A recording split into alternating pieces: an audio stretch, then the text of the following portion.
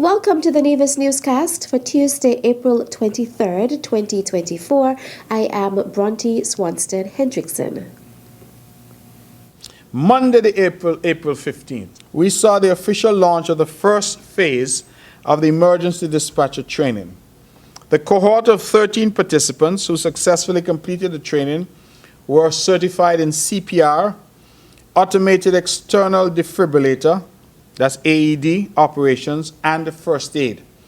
Participants will then move on to the APCO training. During this phase, trainees will acquire essential skills including cardiopulmonary resuscitation, CPR, handling cardiac and respiratory emergencies, managing uncontrollable bleeding, addressing choking incidents, assisting with childbirth, and responding to seizures. All of us are human beings. We know that these things can happen and sometimes happen quickly. And so what we're trying to do is to create a cohort of trained individuals who can respond.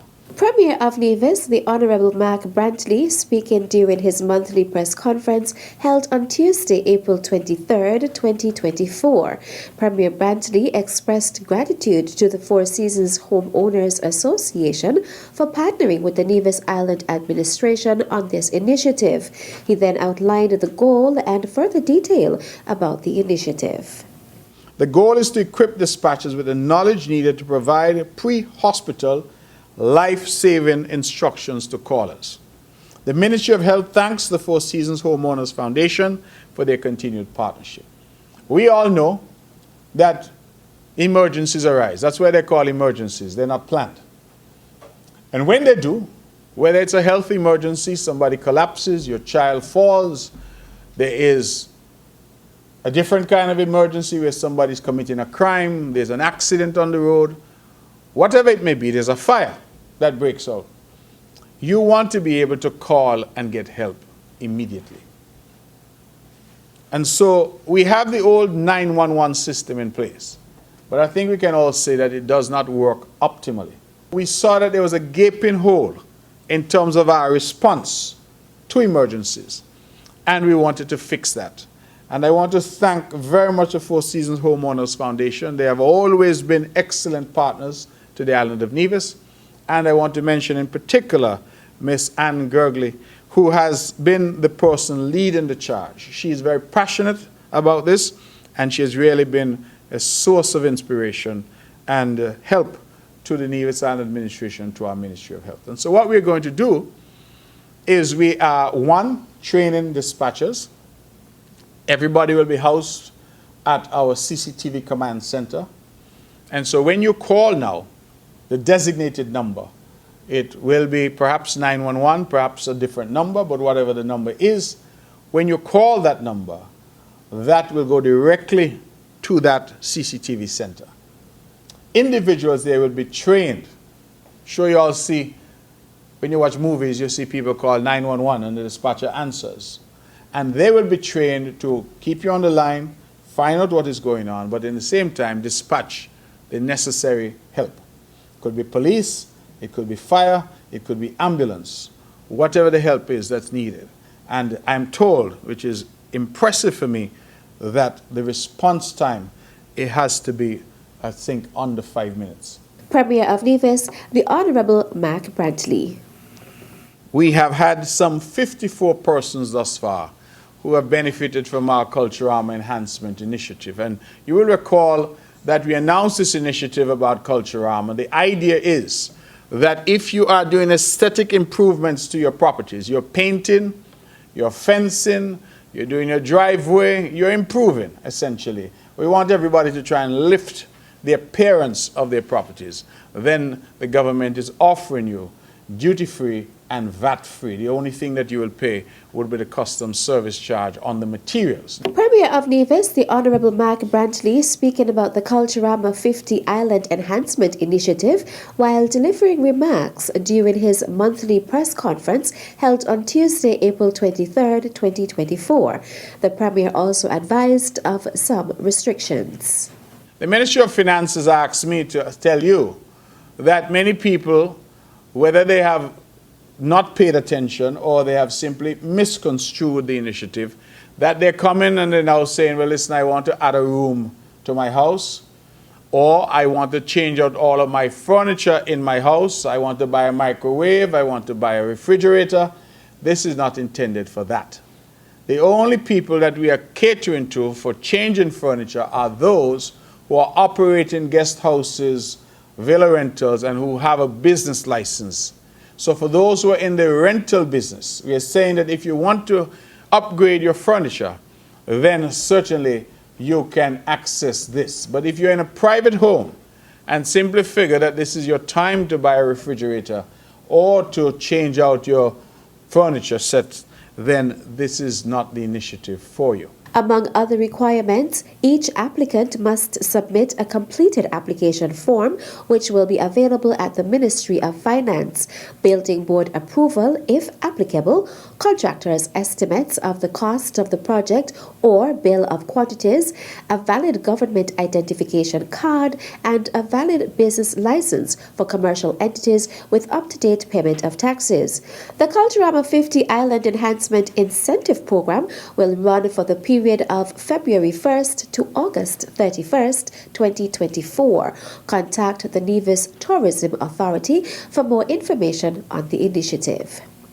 The Department of Labor hosted its Safety and Health in the Workplace seminar on Tuesday, April 23, 2024 at the Malcolm Gishad Recreational Park as part of the week of activities for the annual observance of World Day for Safety and Health at Work, celebrated on April 28th. Minister of Labor in the Nevis Island Administration is the Honorable Spencer Brand. Ensuring a safe and healthy work environment is not just a legal requirement, but a moral obligation that every organization must prioritize. By promoting health and safety practices, we protect the well-being of our employees. We can minimize accidents and enhance productivity. It is imperative for employers to provide necessary training, proper equipment, and a safe working environment to prevent injuries and illnesses. Employees also play a critical role by following safety protocols, reporting hazards. You see something, say something, and actively participating in creating a culture of safety. Unsafe working conditions not only risk the physical health of employees, but can also have detrimental effects on mental well-being. Stress, anxiety, and fear resulting from hazardous environment can impact productivity and morale. Therefore, investing in health and safety measures is an investment in the overall success and sustainability of the organization. Senior Labour Officer 1 in the Department of Labour, Shanil Skeet, gave the overview of the seminar. So the seminar today aims to sensitize all attendees on the critical importance of practicing and enforcing proper occupational safety and health measures and protocols in the workplace. We believe that our speakers' insights and their expertise will greatly enrich the discussions and provide valuable perspectives on the challenges and best practices in ensuring a safe and healthy environment. The seminar consisted of sessions led by Genevieve Mills, Labour Officer in the Department of Labour in St. Kitts, who is certified in occupational safety and health, Director of the Nevis Disaster Management Department, Brian Dyer, Environmental Health Officer Javier Otley, Mavis Archibald of the Nevis Fire Services, Ryan Cadu of the Department of Physical Planning, and Austin Lescott, owner of A+ Security Services. The theme for this year's observance is ensuring safe and healthy work now in a changing climate. The week of activities continue with a visit to the primary and the secondary schools on the island for a sensitization visit on Wednesday, April 24th, 2024. On Friday, April 26th, 2024, a physical and mental health promotion event will take place at the War Memorial in Charlestown beginning at 8 a.m. and on Sunday, April 28th and Monday, April 29th, the Minister of Labour, Honorable Spencer Brandt, will deliver an address. Still to come, Queen Elizabeth Commonwealth Scholarship available. Persons encouraged to apply. The details after this break.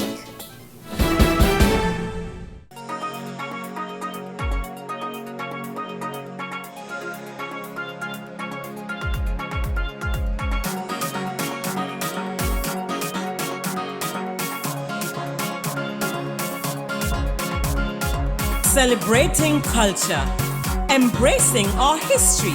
It's Culturama 50, July 25th to August 6th. It's the Caribbean's greatest summer line. See you there. Welcome back. The ministry is pleased to inform that applications for the Queen Elizabeth Commonwealth Scholarships are now open. This scholarship is intended for students who wish to pursue a master's degree hosted by member institutions in the countries of Fiji, Ghana, Mauritius, Papua New Guinea, Samoa, South Africa, Sri Lanka, and Vanuatu.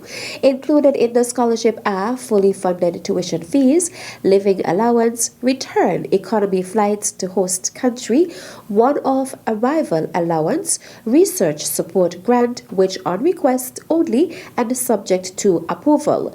Interested participants are required to apply online via the link on your screen.